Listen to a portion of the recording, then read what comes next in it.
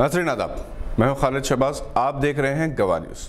नायब सदर जमहूरिया mister M Venkaiah Naidu ने उर्दू को एक खूबसूरत और मीठी ज़बान करार दिया और कहा कि इंसान को अपनी माँ, मादरी ज़बान और मादर वतन से मोहब्बत करनी चाहिए। मिस्टर वेंकैया नायडू ने आज इन ख्यालात का इजहार मुमताज़ सहाफ़ी जे.एस. इफ्तिखार की तसनीफ़ द जेम्स ऑफ दक्कन के मुशाहिदे के बाद किया।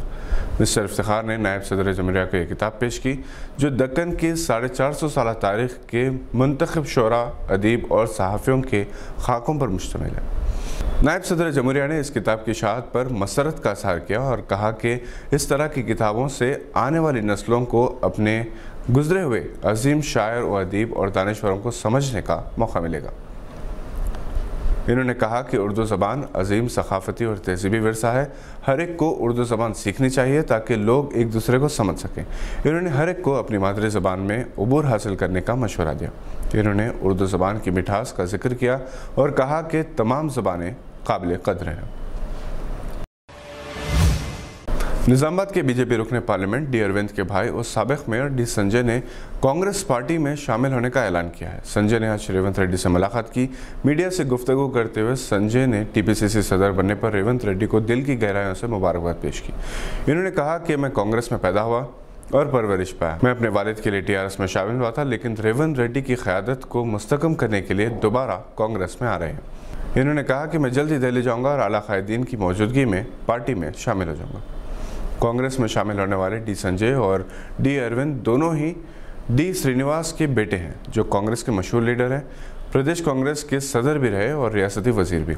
इसी दौरान तेलंगाना में बीजेपी को इस वक्त शदीद धक्का लगा जब बीजेपी पार्टी के ज़िले सदर ए शेखर ने पीसीसी सदर रेवंत रेड्डी से मुलाकात करते हुए कांग्रेस में शामिल होने का ऐलान किया। ए शेखर महबूबनगर ज़िले के बीजेपी सदर हैं और वो साबिक़ में चर्चला असम्बली हल्के के तेलुगु देशम के रुकने असम्बली भी थे। शेखर ने आज रेवंत रेड्डी से इनके घर पर मुलाकात की। इस मौके पर मोहम्मद अली शब्बीर भी मौजूद थे। इन्होंने कहा कि वो बहुत जल्द एक जलसे आम मुनक़िद करते हुए कांग्रेस में शामिल हो जाएंगे। अफगानिस्तान पर तालिबान की गिरफ्त एक बार फिर मजबूत होती जा रही है। शुमाली अफगानिस्तान की तरफ इनकी पेशकदमी जारी है। मुल्क के बेशतर इलाकों पर इनका कब्जा हो चुका है। आज इन्होंने अफगान फ़ौज के 22 कमांडोज को गोली मारकर हलाक कर दिया। इन्हें अपने मुल्क का गद्दार करार दिया। अगरचे के वाक़या 22 जून को पेश आया, मगर इसकी वीडियो आज जारी की गई है। ये कमांडोज अपने आप को तालिबान के हवाले कर चुके थे। इसी दौरान अमरीकी फ़ौज के सरबराह स्कॉट मिलर, जो अफगानिस्तान में मुतयन थे, अपने ओहदे से सबकदोश हो गए। अमरीकी सदर बाइडन ने कहा कि 31 अगस्त तक अफगानिस्तान से अमरीकी फ़ौज का इनखला मुकम्मल हो जाएगा। तालिबान ने अफगानिस्तान के शहरों के अंदर अफगान फ़ौज से ना लड़ने का फ़ैसला किया क्योंकि इससे आम आदमी को तकलीफ़ होती है। इराक़ के एक हॉस्पिटल में खौफनाक आग भड़क उठी। इस वाक़े में 50 से ज़ायद मरीज़ हलाक और कई अफराद शदीद ज़ख्मी हो गए। यह हादसा इराक़ी शहर नासिरिया के इमाम हुसैन कोविड अस्पताल में पीर की रात पेश आया। मकामी मीडिया रिपोर्ट्स के मुताबिक आग इस वक्त भड़क उठी जब हॉस्पिटल के ऑक्सीजन बैंक फट पड़ा। इत्तला मिलने के बाद पुलिस और रेस्क्यू टीम्स मौके पर गई और इमदादी इक़दाम किए। हॉस्पिटल आग के शोलों और घने धुओं में भरा हुआ था। सेहत के अमले का कहना था कि कोविड वार्ड्स में फंसे हुए मरीजों को बाहर निकालना मुश्किल हो गया है। गुज़िश्ता अप्रैल में भी कोविड के मरीजों का इलाज फराहम करने वाले एक हॉस्पिटल में ऑक्सीजन टैंक फट पड़ा था, जिसमें 82 मरीज हलाक और 110 ज़ख्मी हुए थे। इराक़ में अब तक 14 मिलियन कोरोना के मुकदमात दर्ज हो चुके हैं और 17,000 से ज़्यादा अफराद हलाक हो चुके हैं।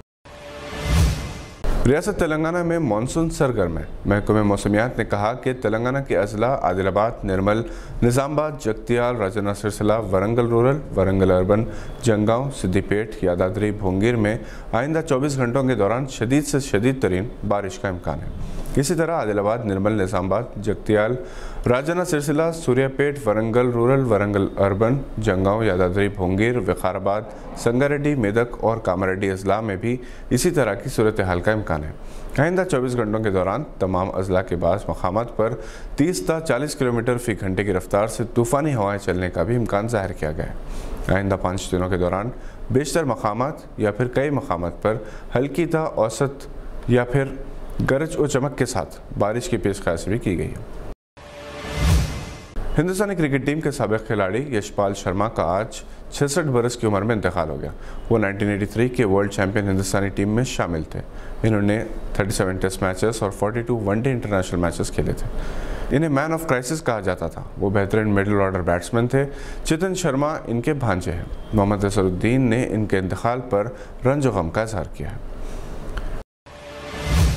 ये थी आज की चंद अहम खबरों पर नज़र। आप हमारे चैनल को सब्सक्राइब जरूर करें ताकि हमारे वीडियोस आप तक जल्द से जल्द पहुंच सके। इसके लिए बेल आइकन दबाना ना भूलें। आज के बुलेटिन में बस इतना ही।